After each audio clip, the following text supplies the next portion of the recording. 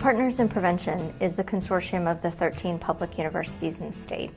People tend to think of the underage drinking issue as an issue that affects 15 or 16-year-olds, and they forget about the 17, 18, 19, and 20-year-olds that are still underage and are consuming alcohol at very dangerous levels. And I think part of that is that people see drinking in college as a rite of passage, and administrators sometimes don't see it for the problem that it is on the campus because they are affected by other issues like violence on campus or sexual assault and rape and things like that, but they don't realize that a lot of those issues stem from the abuse of alcohol by their students. And so alcohol really is kind of a central college health issue.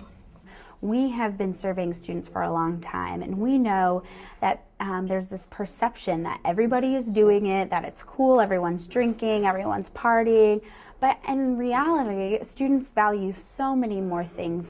We've seen an increase in social norming campaigns on our college campuses. We know that students are less likely to drink in a risky way when they know that most students are not behaving in the way that they think most students behave.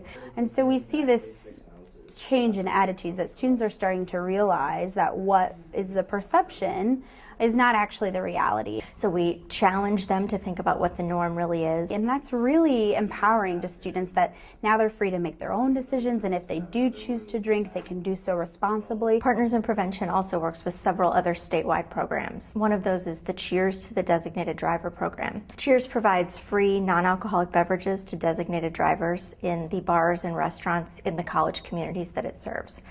There's also the SMART program. It's a seller and server training education program for those who sell and serve alcohol. And we know that that decreases their likelihood to serve an over-intoxicated person or to serve someone who is underage. In the past 10 years, we've seen those campuses implement evidence-based practices, such as doing motivational interviewing with students who are caught at risk and are in violation of campus policies, and doing an approach called BASICS, which is brief alcohol screening intervention for college students. And that has become the overall campus policy to use for violators. STRIPES is a designated driver program that gives free rides to MU students on Wednesday, Thursday, Friday, or Saturday night when they have been drinking or just need a safe ride home. They'll give them a ride home, no questions asked, no matter what their age, with a student ID for free.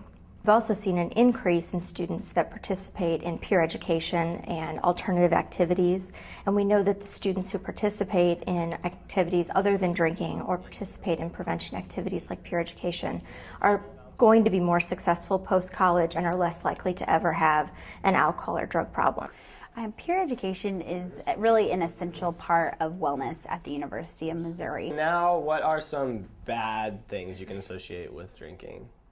Hangovers, okay.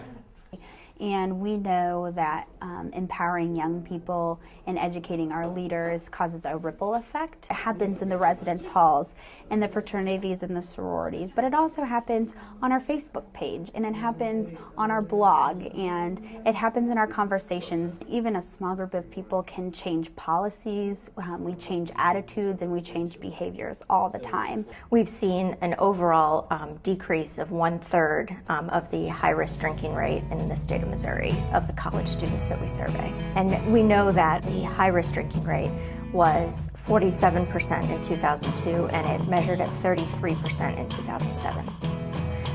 Really, we've seen the culture shift among Missouri college students. I consider that significant.